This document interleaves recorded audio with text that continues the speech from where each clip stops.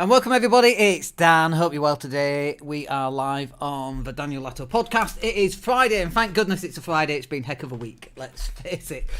So let's talk about content. Let's talk about why you need to be producing more content than ever before. And it's like we've reached this point, isn't it, where we think, oh well, I'll create some content and that'll do.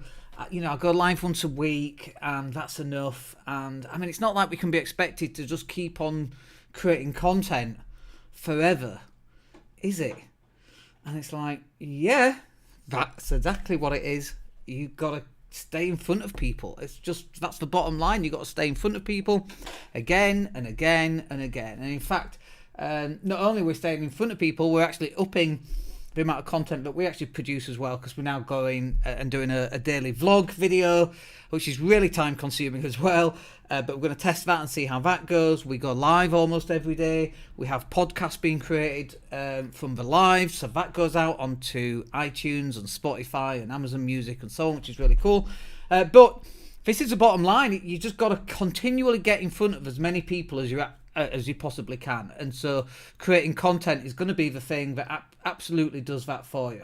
So let's crack on then. So why should you be producing more content? Well, first of all, doing it like this is such a low cost. I mean, I just went out and bought a GoPro device, which is switched on, so let me just switch it off. But we just bought a GoPro 11, which is pretty neat.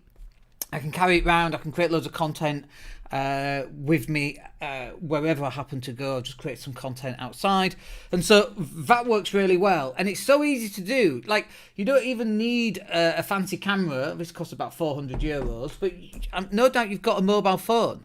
Like this phone's an S21. It's a Samsung S21. It's an old phone, relatively. I think we're up to an S23 now, but who cares? I mean, I've still got an iPhone that I could use somewhere. Look at this, with my old Star Wars case on it. God, we used to create loads of videos with that 5S. That's a really old phone, and it still works.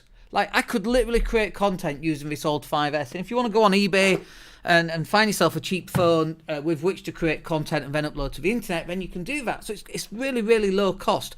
I've got a microphone that's cost like £200, but you don't need to spend that much. You've got like headphones with a microphone in. You can get those. You don't even need those. Here's another old phone. I have no idea why I keep my old phones, but I've got another old phone. They're all smashed, by the way. You noticed they're all, because I've dropped them at some point. I had to get an upgrade. But you don't need expensive equipment. That's not the point. The point is. And of course, we've got some backlighting as well. We've got some fancy graphics. OBS that we upload with, that's free of charge as well. But you don't need all these expensive things. What you need is to be going live. You need to be documenting what you do so that you're getting out there in front of as many other people as possible for the minimum amount of cost. And I see people jumping into Facebook ads almost immediately. And it's like, just slow it down a little bit. Let's get you some content created. Create your images, get videos done, get out there, get in front of as many people as you can. I saw a thing today asking about whether networking was the way forward, and it's like, you can network if you want, but it takes 45 minutes to get there. What, an hour or 2 hours speaking to 10 or 20 people, and then 3/4 of an hour back? Before you know it, you spent 3.5 hours. You've spoken to 20 people, or you can go live like this in 20 minutes and speak to 20 people, or 30 people, or 40 people, which then kind of leads me on to the next point, which is the long shelf life. The number of podcast downloads that we've got is huge. Hundreds of thousands of people have listened to our podcast. We've had millions of minutes on YouTube being watched. It's got a long shelf life, so you create it once and you repeat many. Try doing that with networking. You go to a networking event, you have to go to another networking event, you have to go to another networking event. Or you create one piece of content that's maybe 20 minutes, like a workshop. You could put a landing page on that, you could drive traffic to the workshop, you could get people to sign up for the workshop. It's instantly free traffic just because you started to create content. And that content will have long shelf life.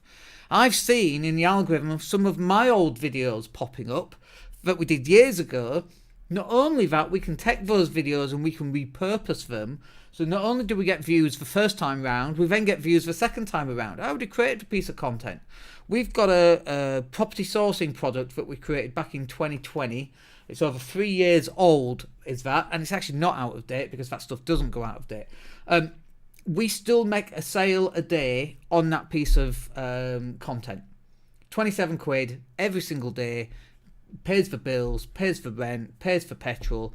Like, this is what you should be creating. And that's different than creating the free content with your content creation. Because if not, and you're expecting it just to happen like this, it's not going to work like that. And it doesn't work just as quickly as that.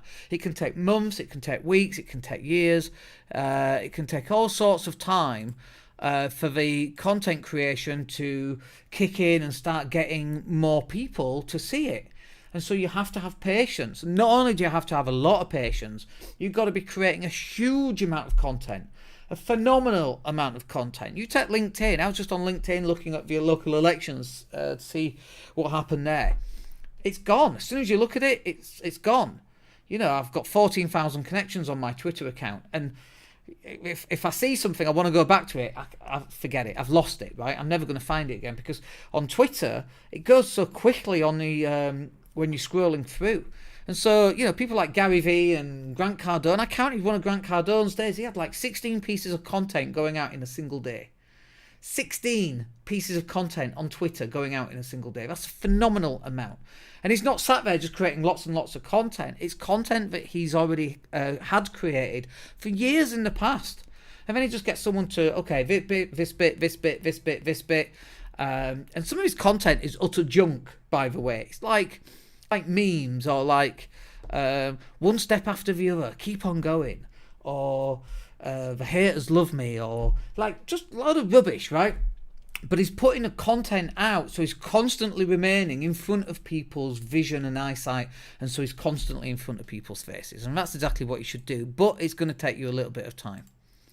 And then the next and final bit I just want to cover here on why you should be producing more content is that it's going to make the decision making much easier for your client.